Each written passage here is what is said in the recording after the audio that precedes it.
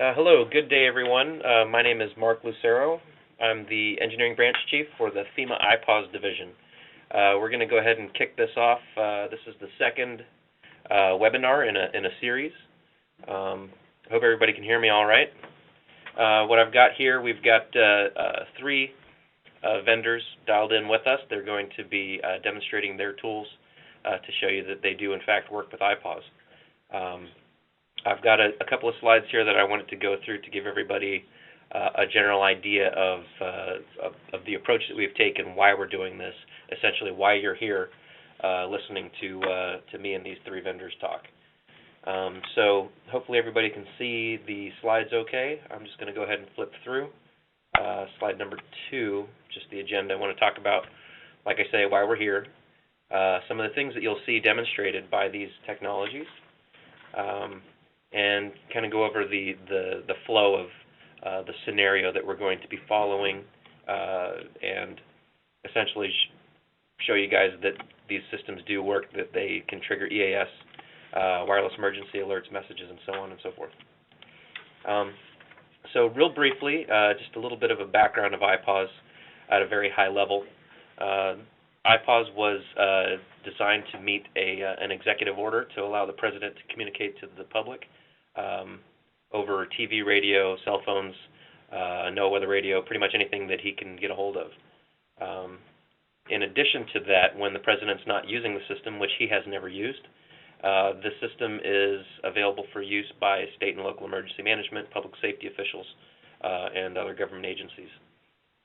So that's what IPAWS is. The idea is that using a common standard message format, that you can create a message, send it to IPAWS, and have IPAWS act as a message broker to send those messages to the public on your behalf via TV and radio over the emergency alert system, over cell phones, wireless emergency alerts. We hand it off to NOAA. They transmit those over NOAA weather radio. And there are other methods to get those alerts out to the public. The idea is that if you hit the public over multiple methods, you increase the chances of reaching them, and they can take corrective action to protect themselves. Let me pull up this marker here and draw on this slide. What you're going to see today are the alerting tools. We have 3 of them here today, GSS, we have NC4 E-Team, and Federal Signal Corporation. They're going to be showing you their interface. They're going to be sharing their screens. What they're going to do is they're going to follow a scenario which would have them send an alert to IPAWS. They will create a CAP message, send that alert to IPAWS. IPAWS will validate it and then hand it off to a emergency alert system feed that's picked up by broadcasters. In this case, we have our IPAWS lab, which is at the Joint Interoperability Test Command, JITC, and you should see the video, the inset video on the top right of your screen. What you see there are the emergency alert system devices. So after they send their message, you should hear those boxes squawking. We'll also take that message and hand it off to our test cell set, and you'll see handsets going off. You'll see the cell phones displaying the alerts. We do not have, thank you, JITC, there's a picture of an iPhone. When that one receives the alert, you'll see it pop up there.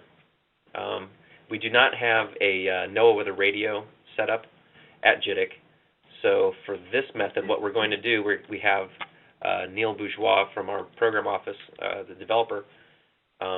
He is going to be looking at the administrative console for IPAWS, and he's going to be verifying, yes, this alert was received by IPAWS and it was valid for EAS, for wireless emergency alerts, and for NOAA weather radio. So in a nutshell, that's what the technology you're going to be seeing. So, okay, big deal. Why are we doing this? So this is our conundrum. In order to use the system, state and local emergency managers need to use an alerting tool that works with IPAWS. So naturally, their second question is, okay, which alerting tool should we buy? And this is our response. We cannot endorse any particular product. On top of that, we do not have a certification program, like an official certification or official qualified products list. That left a big hole in the process. So if you need an alerting tool that works, how do you know it works? Well, there are currently 150 vendors that have access to IPAWS for development. Of those, I believe 75 of them say, hey, we have a public alerting capability, so which ones of those work? Well, you could go out and test them all yourself, or we could do what we've done here, is to have this webinar series where these vendors can demonstrate to you that, yes, in fact, they do work with IPAWS, and you'll be able to see cell phones going off. You'll be able to see EAS devices triggering when they send those alerts through that system. Just some overview of what this demonstration will look like. I mentioned there are 3 vendors today. Each vendor will have 20 minutes to demonstrate their product, to go through the scenario, and after 20 minutes we'll have to cut them off, regardless of where they are in their presentation or Q&A, unfortunately. We're going to save some time at the end for Q&A, general Q&A. So if you don't get to ask your questions at that point, just hold it for the end. And the way that you ask questions is to use the little chatty client that's part of this webinar. Like I said, they're sending alerts to the IPAWS environment, which is at the Joint Interoperability Test Command, JITC. What you're going to be looking for is to see these alerts triggering on EAS and wireless emergency alerts devices. JITC has their camera trained on the EAS devices now, and they'll pan that around as the alerts go out. Moving on, so these are the types of things that you're going to want to look for. A lot of these tools do lots of stuff that we're not showing here today. Some of them do full-blown incident management. They have automatic phone dialers. Some of them have subscription-based services that they can utilize. What we're looking for here are the 4 essential, most basic requirements that, from the IPAWS perspective, are necessary to use the system.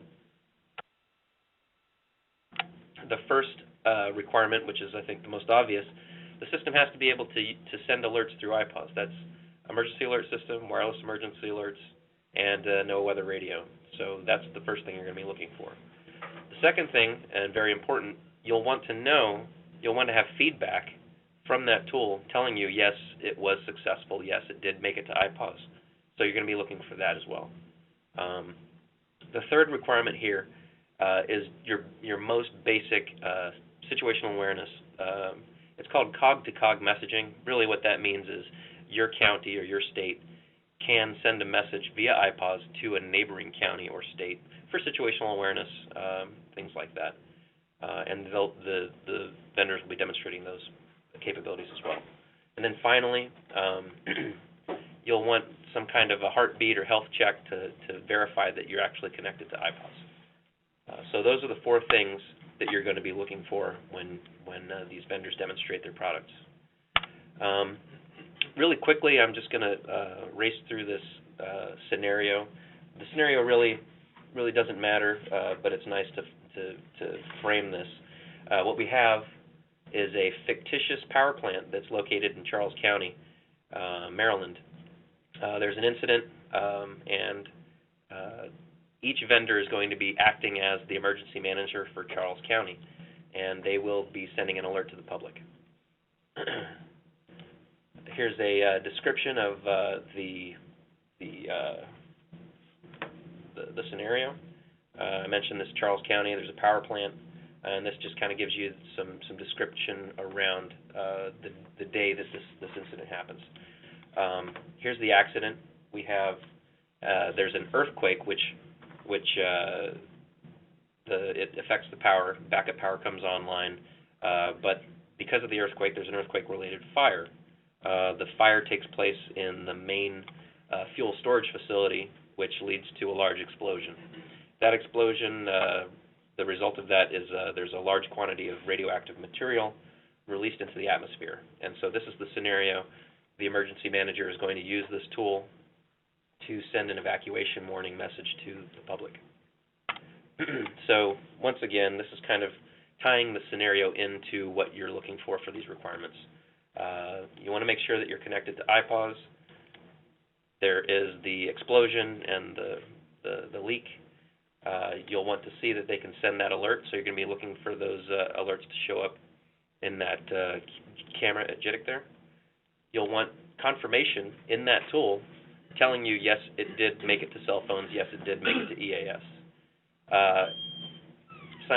Simultaneously, what that emergency manager is going to do is send a message to the neighboring county informing them that they sent the alert. There will be a response from that county. Gary Ham from our office is acting as the emergency manager for, I believe it is, where's my notes? Prince William County? I'll use either Prince William or Stafford, depending on the situation. Gotcha, thank you. So he's emergency manager at one of those counties, and he's going to reply back. So you're going to want to see in that tool the ability to retrieve that message as well. So once again, kind of, this is a bit overkill, but I wanted to drive this home. This is the flow of events that you're going to see. AOSP stands for Alert Origination Service Provider. So the tool manufacturer, they're going to show that they have connectivity to IPAWS. Then they're going to send the alert. You're going to want to see the cell phone and the EAS devices triggering. The tool is going to give you feedback stating yes, it made it, or no, it didn't. We'll have Neil Bourgeois acting as the IPAWS admin, and he's going to verify in the tool, in IPAWS itself, to tell you that it was successful or not. You'll see that situational awareness cog-to-cog message sent out and received, and then hopefully there will be time for questions and answer from that vendor after they've completed that demonstration. Thank you, FEMA, for the work you've put in. My name is Bruce Ross, and just to let you know, I'm here with several members of our engineering team that worked on our IPAWS development. Federal Signal has a long history of developing innovative ways to, help emergency managers to do their jobs on a day-to-day basis, and this is just one of those developments. These engineers here have complete focus on these applications for government emergency management, so we really wanted to involve them in this demonstration. A lot of people are familiar with Federal Signal. We've been a leading supplier of emergency communications for decades. Things like tornado, tsunami warning systems, police fire lights, sirens, and mass notification systems worldwide. We're seen as a technology company, but our business is really about emergency and safety-related communications. It really has to do with helping customers keep their communities safe. So today we have a mission to really use all the communication layers that are available to us, like this presentation here where we're using IPAWS for dissemination of messages using things like EAS for radio and TV, WIA for mobile phones. But there's also additional layers out there, things like radio systems, PCs, landline phones, separate users like business users, schools, first responders. They really require a serious solution to alert people as quickly as possible. So really, with such a wide array of alerting systems, to us, the question really becomes kind of a complexity issue. How do we move all these complex systems and really move from being a complex, sophisticated, system? How do we make it simple? How do we make it easy for users to be able to communicate at these different layers and be able to get the message out quickly? So what we're going to present is our IPAWS interface, which is integrated into our smart message platform and our CenterPoint command and control dashboard. And our approach with this is really to integrate all these communication layers and simplify something that really is a complex system. So what we're going to show here is this is our CenterPoint dashboard. This CenterPoint dashboard gives you a seamless interface across all of our alerting systems. This dashboard provides access to many different applications, different communication layers. But right now we're going to focus on the strength of the IPAWS network into our alerting and notification solution. Since this IPAWS event is geographically driven, we'll start here on our geosphere map, which is our GIS mapping console. From here, we're going to show the user, a map of this specific territory, and you then have a number of navigation tools that I think everybody has, typically shown: zooming in, zooming out, doing panning. You can be able to drill into specific areas, or you can expand out to see the entire map.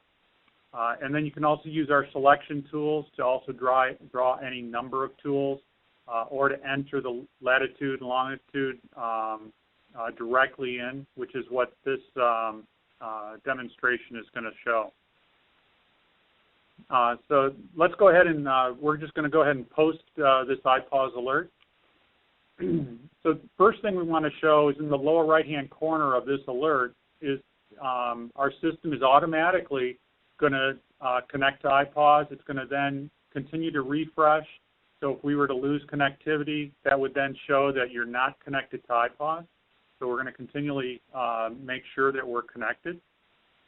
And then from this message, what this message is showing here is that you can now start with just a blank screen, or what you have the ability to do is go up to our templates, and then if you had a specific template, a specific scenario defined, you can now pull down that template and have it pre-configured ahead of time. So as you go through this, there's a number of spots here where you, ahead of time, you filled in all this information, but now what you have the ability to do is, if you'd like, you can change those on the fly. So anything that you wanted to change, go ahead and enter that information. You also have the alert time frame is in here, and the priority, and again, those can be changed on the fly. The classifications, same thing. We've pre-selected the classifications, the events, or again, you can change them on the fly. Down below here, we've selected a polygon area, so that's reflected there of the of a polygon that we've already selected. And then you could also modify it if you like. You can also review the wireless text information. So this is pre-built. It's going to automatically default to something, or you can override it with this demo. We specifically had a specific message we wanted to send, so we went ahead and overrode what that message is. It's going to tell you how many characters are left. And then lastly, you're going to see the dissemination services down below here. If you're not going to be sending, or those aren't going to automatically be sent to something, then they would show up as red because they're not going to be sent to those locations. So in this example, we are going to send those notifications out to everything. Now, if you go back up to the top here, you can see that the recipient cogs, what we're going to do with this, we're going to post this message to the IPAWS server, as well as we're going to pick out a couple of specific cog-to-cog messages. So again, we're trying to keep this simple. You can do the public message as well as the specific message to different cogs. And so we're going to go ahead and with this message, we'll now post this to IPAWS.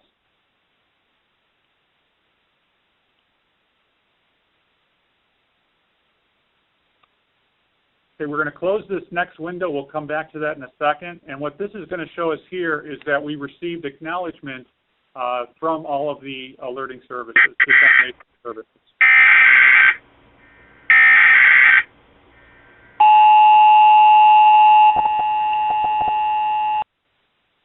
And this is Gary Ham. I can confirm that I received it cog to cog, and as a matter of information, the 801 means that it went out EAS, so it doesn't go to the direct public feed, but it's still pick upable from the public feed as an EAS public message. So that's not an error, just for those who might be watching. And thanks. How about you, Neil Bourgeois?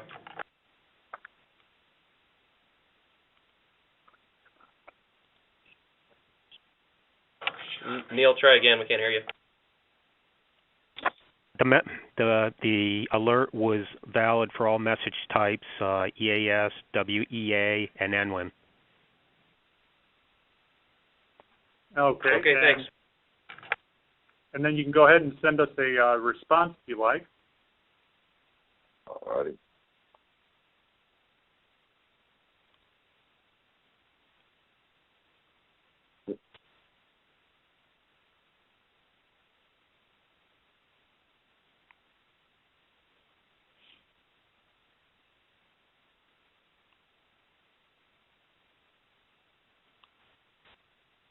Okay, we're just waiting for a response. This is the IPAWS window that has all the messages, and so by clicking on any of the messages on the left, a lot like just a simple like Outlook for mail, what it's going to do is it'll show you all the messages on the left, and then it highlights everything on the right as far as the specific message, the map that was drawn for it.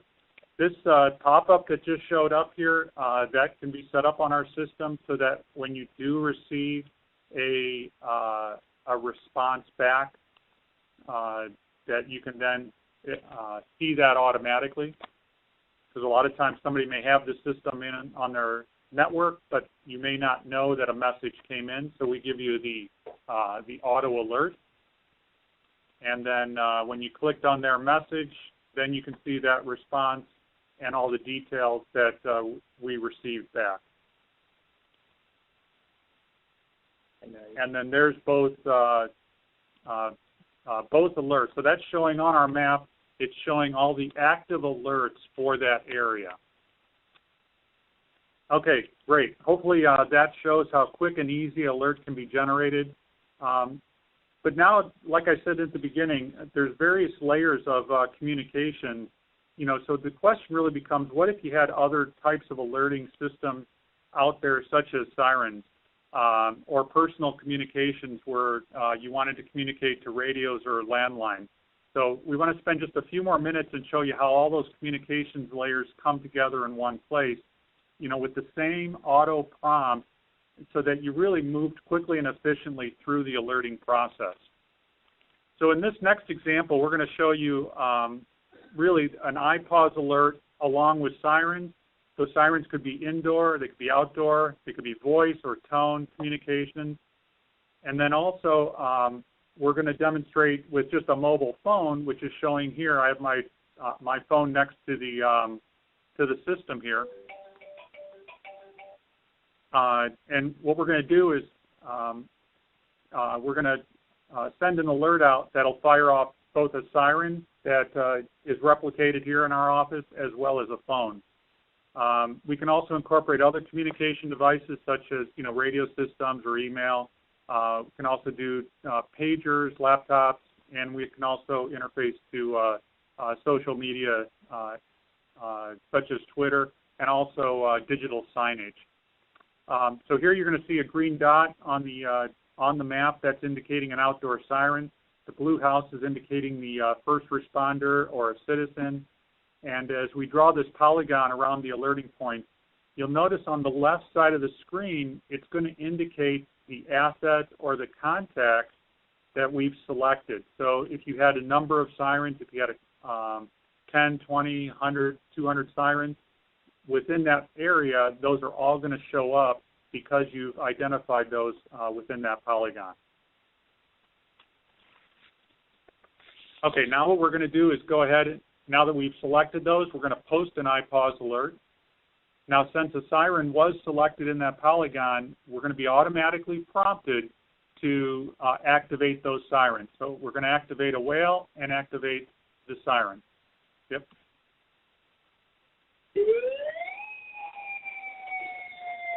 Okay, so that's our siren going off in the background. You then get prompted with the same IPAWS message.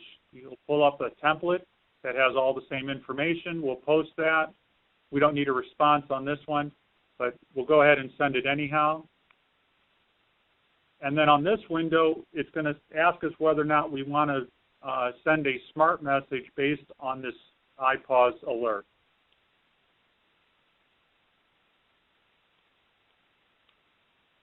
Okay, so what the system is really saying here is, you know, we've done a number of communication layers, and what we can do is add additional layers here and make it very simple and automatic to step from one layer to the next. So we'll go ahead and post the alert. Yep, and we're going to send this. It's got my phone hooked up to it. And then it goes immediately into a dashboard that's going to tell you, and a monitoring system that'll tell you whether or not that the messages have gone out and what type of responses that you've received.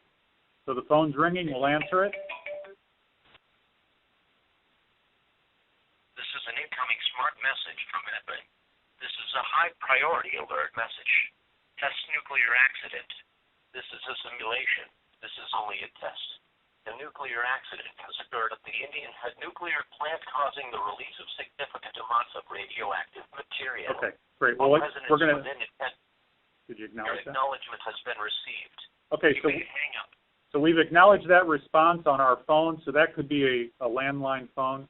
And what you'll see there is that now you have a tracking device that'll let you know that that my phone was actually acknowledged. Hey, Bruce, I just want to give you a time check. You've got 5 minutes left. If you want to save a little bit of time for Q&A, I think people would appreciate that. Sure. You got it. Okay. So the smart message, system really includes the ability to acknowledge the alert. So that really helps the emergency managers. So really, in conclusion, this just demonstrates a few of the features and capabilities of our integrated command and control software. It's really all designed to bring together all these different communication layers together in one place. Gives you a set of tools that, really simplifies something that otherwise would be complex to make it very simple. Allows you to work faster and more effectively in a tough situation. And so that's it. We're happy to answer any questions.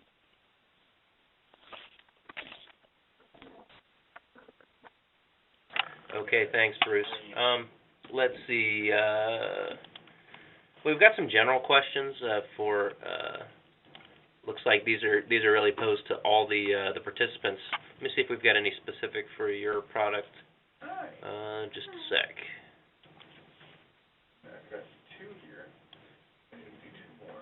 I'm changing it up a little bit. Okay. So Bruce, let me go ahead and ask you these questions, and then we'll open it up to the rest of the folks. Let's see. Is there a two-step transmit or send process to make sure that people don't accidentally send alerts? I think it's kind of like the idiot-proof button. The "Are you sure you want to send this?" Does this product include that? Yes, we do. Yeah, we do Okay. that. We do that before all the messages. Okay, great, thanks. And let's see. During an actual event, what is the turnaround time with JITC to verify EAS and WEA alerts? So I can answer for IPAWS, and I'll turn it over to Bruce for you. But essentially, once the alert is sent, or once we receive the alert, once IPAWS receives the alert, it takes less than a second to send back the response to the originator saying, yes, it went, or no, it didn't. I guess the user experience may be different depending on where the server is located and that sort of thing. Can you kind of address, as soon as the originator hits send, is that alert sent immediately to IPAWS, or it's staged or something like that? No, we send it immediately, and then on the receiving side, what we do is we will check the IPAWS server every 30 seconds. Yeah, for incoming messages. So once it gets posted, the longest you're going to wait is the 30 seconds. Okay, thank you. We see one more question coming through here in quotes. Message may be clipped on some systems. Was seen on one screen. Please explain, and can systems be identified? I don't know if that was specific for your system or not, but I guess the question is, if you enter freeform text and there's a limitation, does this tool tell you went over 90 characters, for instance, for WEA? Yeah, we showed that on the for the WEA. We're limited to the number of characters, and so we'll build that message, but you can see there the number of characters that are counting. I think we're still online here, and then you can't add any more. And then under the text messages, you are limited with text messages to like 100. I think it's about 160 characters in the U.S. And what you'd have to do then is you would span that message across multiple text messages, which we do. Okay, Bruce, it looks like I had a couple screens up and I couldn't see your screen. Was that I guess, truncating or informing them that they went over? Is that just for wireless emergency alerts, or is that also for the description and information and headline block as well? Yeah, just on the WEA text, there's a countdown right underneath the box. So as you do it, it'll count down the number of characters, and then it stops you. And then I think we have, this is Mario from Federal Signal. When you do the headline description and instructions, if you do go over the IPAWS allowed character limit, that one we do show a validation error before they send out the message.